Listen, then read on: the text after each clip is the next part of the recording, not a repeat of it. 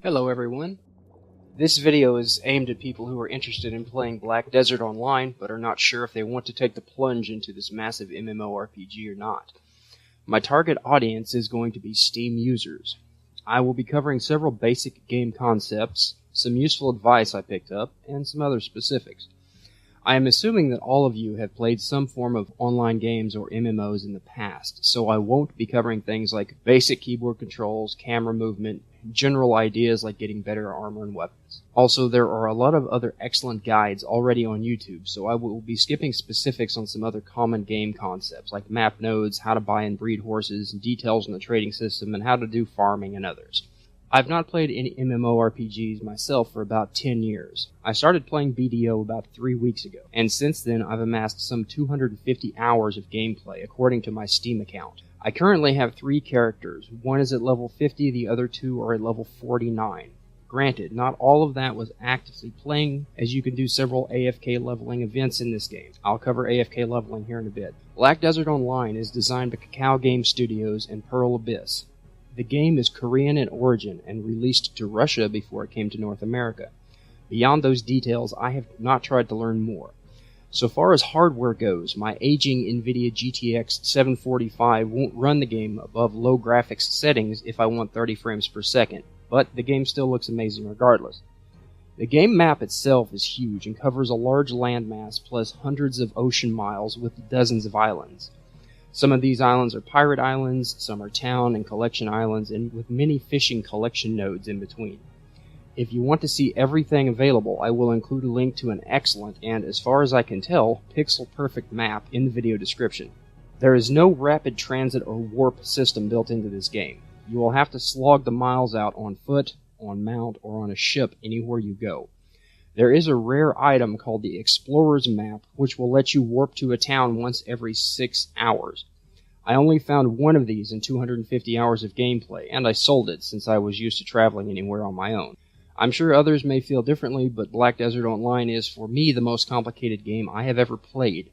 Getting dropped into the BDO world is overwhelming if you're unprepared for the deluge of information available. BDO has all the normal elements of other MMOs. Questing, grinding, trading, inventory and item management, leveling, and crafting. To me, what sets BDO apart is a sheer number of other things you can do besides story quests and side missions. Apart from the first few character levels, you can completely ignore the story and just do whatever you want.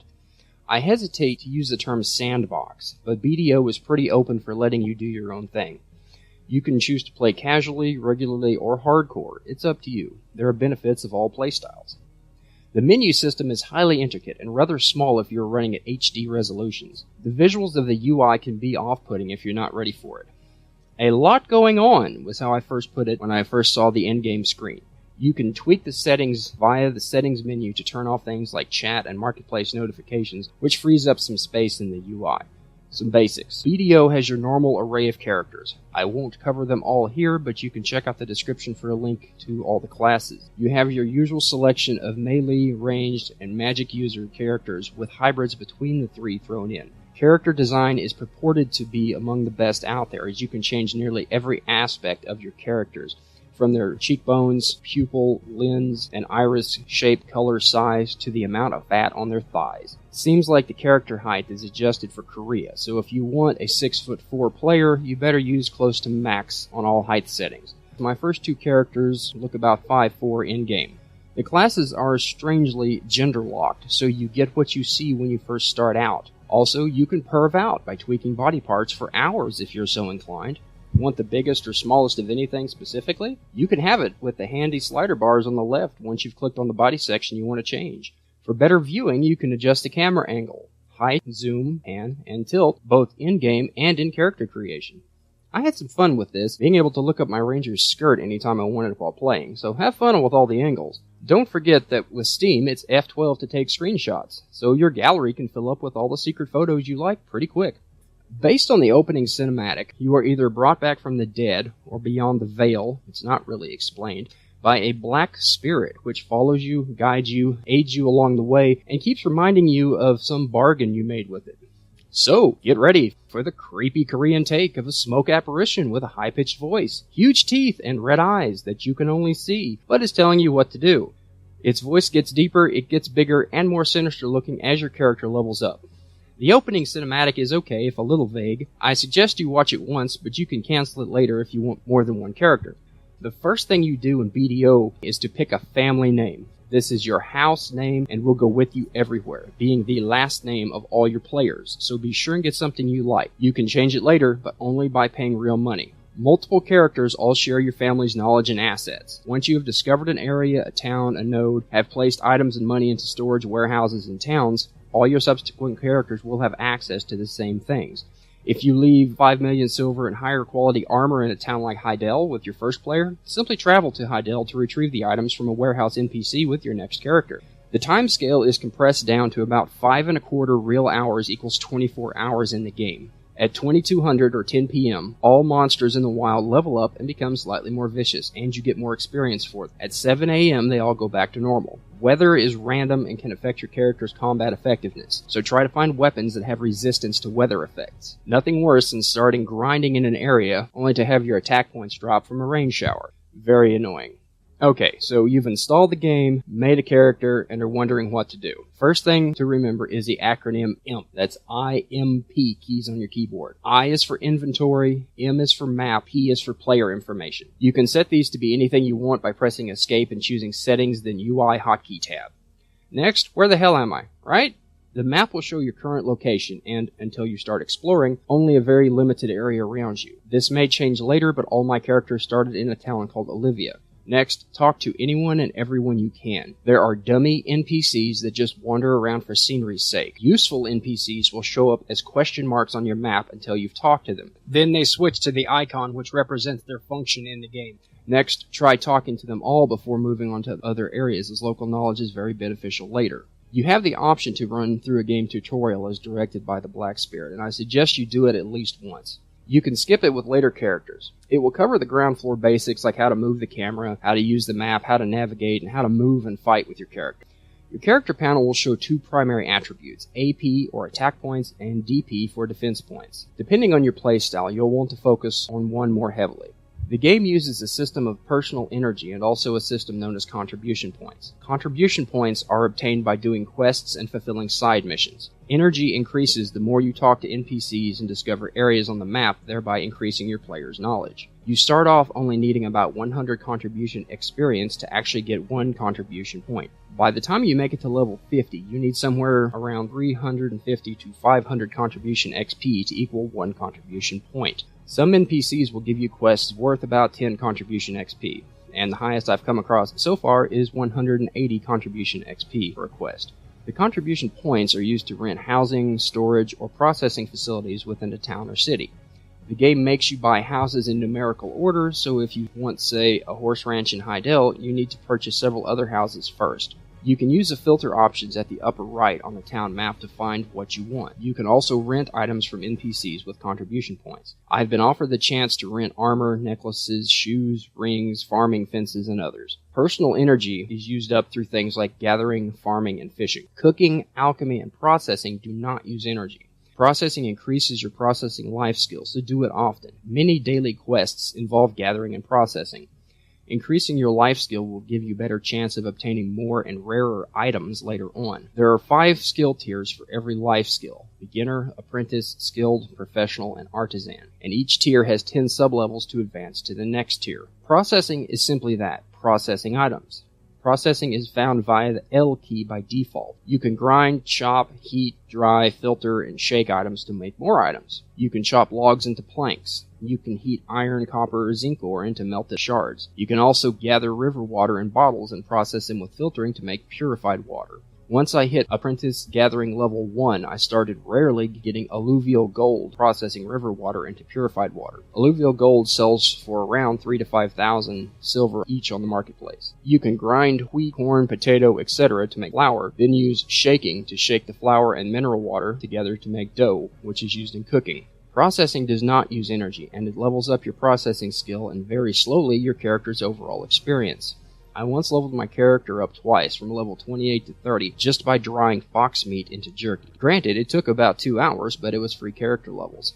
Combat, on the other hand, will always be the fastest way to level up, but pay attention to the area you're grinding in. If the area is several levels below your character, you won't get many experience per kill, and it's going to take a long time to level up. Remember earlier when I said you can basically do whatever you want in this game? Well, life skills play a big part in this game. Currently there are 10 life skills in this game, but there are plans to add art and climbing, but they have not yet been implemented. Life skills are currently gathering, processing, cooking, alchemy, animal training, fishing, hunting, trading, farming, and sailing.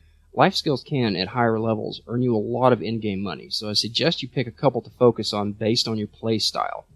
I chose gathering, processing, cooking, and alchemy as my main life skills. I have some points in the other 6 categories, but I don't like working on them as much. Just a personal preference. You can rent and buy hunting muskets to let you hunt wild animals, and I see notifications for hunting things such as blue whales out at sea, but I've not gotten involved in this so far. Cooking comes in handy when you want to hire workers in a town. The workers can live on nothing but the beer you brew. The workers gather things for you from nearby production nodes like farms and mines until they get tired by expending their action points and need a refill. The workers are paid from the taxes in town, so you don't have to bankroll them. Beer is the easiest way to refill workers' action points. Beer only requires 4 ingredients: 1 sugar, 2 leavening agent, 6 mineral water, and 5 of your choice of potatoes, wheat, corn, or barley. 3 of the 4 ingredients, sugar, leavening agent, and mineral water, can be purchased from any innkeeper or camp cook, depending on where you are. The strange note is that beer has to be in your character's inventory to be able to fill your workers' action points. I'm not sure why it was designed like this. To me, having the beer at the storage warehouse in the towns where the workers are based would make more sense. I have no idea how having beer in my inventory when I'm 2 miles offshore in a fishing boat gets back to the workers when I choose to refill their action points. But hey, it's a game, right? Fishing can be a very easy way to make some extra in-game silver coin while you're AFK. You buy a fishing rod from a materials vendor, go down to either an ocean or river shoreline, press a spacebar, and simply walk away for a couple of hours. Auto fishing starts after you get bit and you don't touch the controls for 3 minutes. Be sure to have as much empty inventory spaces as you can, since fish do not stack in your inventory like most other items do. To get the max price for your fish from Trade Manager NPCs, you have to have all the connection nodes between where you caught the fish and where you are trying to sell the fish connected. Otherwise, you lose 30% off the top. There are other NPCs you can sell the fish to, depending on the town you're in. You will never run out of things to do in this game. A lot of quests are daily, meaning they recycle every game day. So if you like a specific quest line, say obliterating trolls and their siege catapults, for example, you can do that every day and get contribution experience points for it. Once you have workers in town, you will need a steady supply of cooking items unless you just want to buy the beer all the time. Again, your player's energy limit increases by talking to NPCs and discovering new areas on the map. Currently, the default energy regeneration rate is 1 point every 3 minutes. You can increase that through potions, buffs, certain quest rewards, such as the Kamaslav Temple quest line. You can also invest contribution points and get a house, purchase a bed, and have your character sleep in it to recover 3 points in 3 minutes. You can interact with the Black Spirit at any time with a comma key. Follow its quest line until you get a quest line in the Ancient Stone Chamber. This quest line opens up the enhance and transfuse abilities of the Black Spirit. After that, feel free to go grind and explore as much as you want. There are items known as black stones, which can be used to enhance armor and weapons. The enhancements focus on the primary attributes, either AP or DP of the items, and in some cases, both AP and DP, depending on the item. Once the Black Spirit opens up these abilities from the Ancient Stone Chamber quest line, you can start buffing up your gear. Lower level items can only go to +5 enhancement. Mid-range goes to +7, and the highest I've ever gotten anything without forcing the enhancement is +12. But some players do get +15. +15 weapons and armor are typically up in the hundreds of millions of in-game silver to buy. If you want to try and enhance items beyond your player's level, the enhancement will fail and the items will lose durability. Any item with 0 durability becomes useless, so keep your gear repaired by talking to blacksmith and weapon vendor NPCs in towns. Some items, such as base level life tools, cheap shovels, pickaxes, butchering knives, cannot be repaired. You can purchase higher level tools, but they have a life skill level requirement to equip them, so make sure you read the item description before dropping 50,000 silver on a new pickaxe. Transfuse is another good thing to use to embed magic crystals into your gear for stat buffs. The crystals can be purchased from jeweler NPCs, dropped at random from combat, or bought on the marketplace. Be aware that if you have an enhanced item with transfused crystals, you can have the black stones extracted at a blacksmith shop, but it destroys the item. You need Essence of Black Spirit to remove transfused crystals before you extract the black stones. Essence of Black Spirit, so far as I can tell, is only available at the Pearl Store or the Cash Shop. How the Black Spirit does quests. You will be given a quest to kill or learn about or take items from specific numbers of enemies. If you are told to defeat 10 of them, kill 50 of the bastards. Much more experience for you and faster leveling up. The pattern I have noticed for this system is the Black Spirit will tell you about a certain type of enemies and ask you to kill a few of them. Next, they will want you to learn about or take items from by killing them with random item drops, even more. After several of these quests, you will be given a boss summon scroll, and it's time to go to a specific location and use a summon scroll to summon the boss of this type of enemy.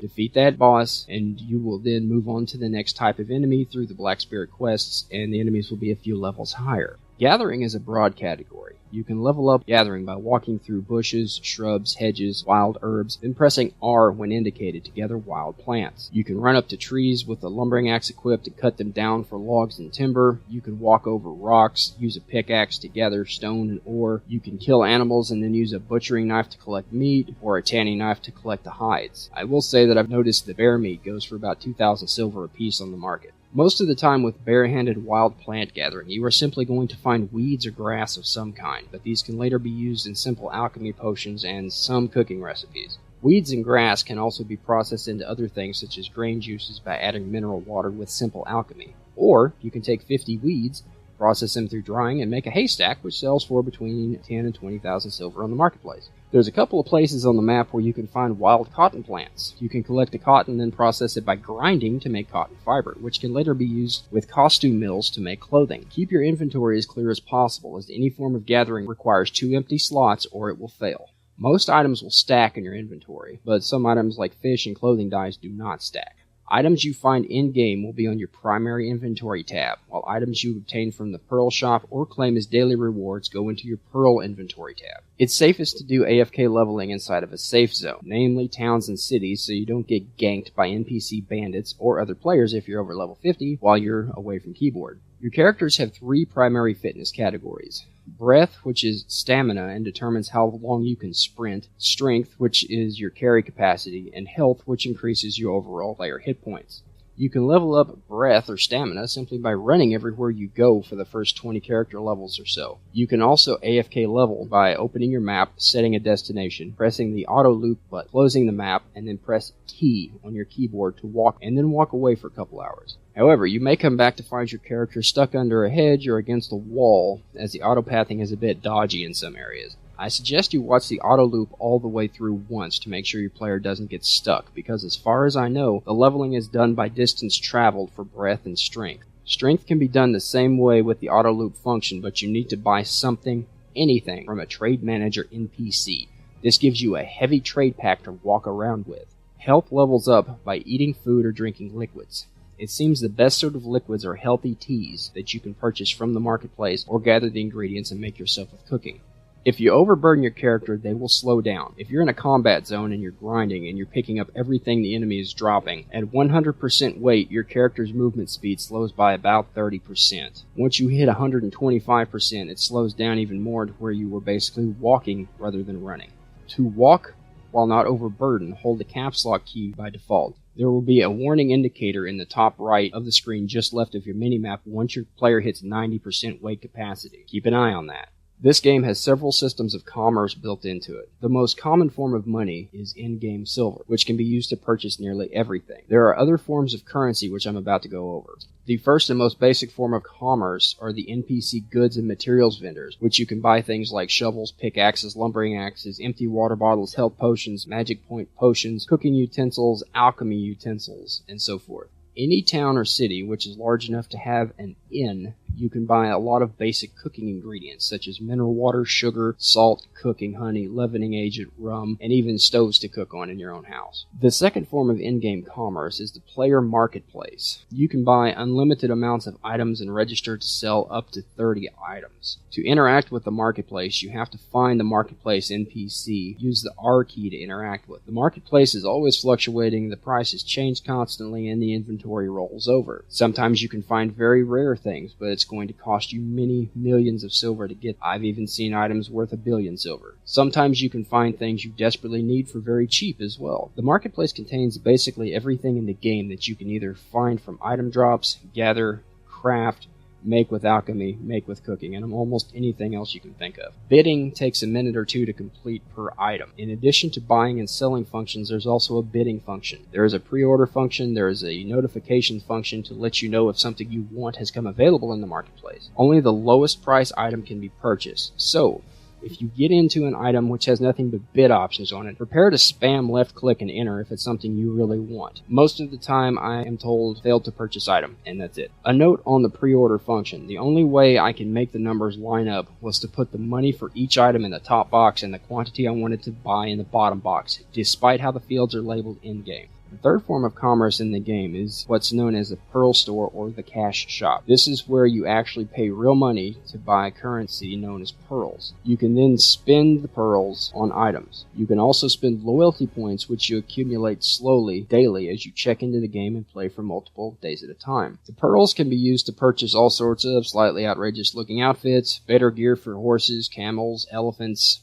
Yes, you can later ride elephants. Upgrades for your ships, as well as certain stat buffs and increases like weight limit increases and inventory slot expansions. Even with my 250 hours of gameplay, I haven't checked out everything in the game yet. There is a section of your inventory called the palette that will let you access dyes to dye color your character's gear and outfits. I haven't messed with this myself, but you can find articles on nearly anything by Googling Black Desert Online, insert subject here. There is a fourth system of commerce in the game. It is the trading commerce system. I haven't gotten very involved in this as it's not something that interests me very greatly, but the reason I consider it a fourth system of commerce is because things you can sell to trade manager NPCs cannot be sold to general goods vendors, but rarely found on the marketplace. The trick to the trade system is you have to have all the exploration nodes between points A and B connected. So if you buy something in Velia and you want to sell it in Calphion for max price, you're going to be out a lot of contribution points to connect all the exploration nodes between those two cities. There are also guides available for trading online, and that will be in video description. A couple of notes on level indicators in this game. Each grinding area has the appropriate level indicated on the map. You will see the numbers directly beneath the icon for that area on the map. You will sometimes see a warning on your mini-map that there's a strong monster in your vicinity. Pay attention to these warnings, as they're there for a good reason. Nothing more surprising than being level 35, traveling out into an area of the desert, and nearly getting killed by a little bitty iguana. That was annoying. Any enemy more than 5 levels above your character is going to be a tough fight. Enemies 10 levels above you will show their names with purple text. Take these on at your own risk. I once spent 45 minutes to kill one single enemy at Kron Castle. My character was at the time level 20, and the enemies at Kron Castle are level 50 to 51. I used something like 40 health potions and only got an item drop worth around 2,000 silver. It was not a good payoff. Also, if you're with a group of people and you're grinding in an area and for one of the players, the enemies in that area show up with purple text, there is an XP penalty imposed. Once enemies are below your level, they show up with green text. Once they are far enough below your level, they show up with gray text. This basically means they're not worth your time. You can get mounts in this game. A mount can be a donkey, camel, elephant, raft, fishing boat, ferry boat, sailboat, or galleon. There were plans announced on the June 21st, 2017 patch to later include airships in the game, but it has not been implemented yet. Even small towns and some wilderness areas have stables where you can recover and check in your mounts around the map if needed. To check in a mount is to leave the mount at that stable, so remember where it was if you go off into the boonies on foot hunting wild boars, for example. Alternatively to checking in a mount at a stable, you can carry feed in your inventory and feed your mount while they're riding around to recover their stamina and health points. For horses, the most common feed is carrots. Simply open your inventory and right-click on a carrot to feed your horse while you're riding it. Animals take food to refuel. You can have ships repaired at a town by blacksmiths or weapon vendors if you have a ship checked in at the wharf with the wharf manager. The watercraft check-in works the same with the wharf managers as the animal check-in does with the stables. Animal mounts have tiers and levels. Tiers 1 through 8 for horses. I'm not sure about camels or elephants yet. You level up a horse simply by riding them around. First few levels are quick, but after that it takes many miles to level them up. One of the other videos I watched said it took 20 to 30 hours of AFK horse riding to max out a horse at level 30. Your animal mounts can also learn skills, such as sprint, forechop, instant acceleration, drift, and a few others. To train their skills, you have to use the key combo to activate that skill, then play a short minigame to keep hold of the mount for a few seconds by tapping W or S keys to teach them to stay calm and not throw you off. I've been thrown off many times. It takes a bit of practice, but once the mount learns a skill to 100%, they can do it every time without your character being thrown off. Now, if you don't have a boat, but you want to check things out at sea, I spent several hours swimming out to islands and back before I got lucky and found a fishing boat for sale under mount ship registration on the market for about 2.6 million silver. After that, I started traveling around a lot, discovering some island town nodes and opening up a pretty large sea area north of Velia. You can make ships in this game. You have to buy shipyard houses in town. It takes a lot of timber, emphasis on a lot of timber. We're talking like 50,000 logs to make some of these things. So if you get into it, be sure you are collecting and farming nothing but trees around the map. You're also going to need what's called blackstone powder. Blackstone powder is collected by either grinding rough stone yourself. 10 pieces of rough stone equals 1 blackstone powder if you grind it yourself at beginner level. Now once you get up to professional or artisan, I'm sure you get more for less rough stone. Additionally, you can set up refineries in towns, again with contribution points, and you can assign workers there to start processing rough stone into blackstone powder. This seems to be a bottleneck function in the game. There's one area where you can collect rough stone in great quantities, and it is out east of Sandgreen Bazaar. It's called the Pilgrim's Haven, and you can find it by riding due east out of Sandgreen Bazaar until you get to a ridge line, follow it southeast until you see a trail road going up, follow the trail, head due north for about 2 minutes, and you will see some white poles sticking up in the air. This is a graveyard. You can go into the graveyard and you can pickaxe the stones for hours. I've done it several times, and you collect hundreds of rough stone at a time. Beyond that, getting rough stone is a random chance drop from any feldspar or copper, tin ore you find around the map. There are areas of the map where navigation doesn't work. If you are heading north from Velia, you have to hit the southern Ross Sea before you start leveling up sailing experience.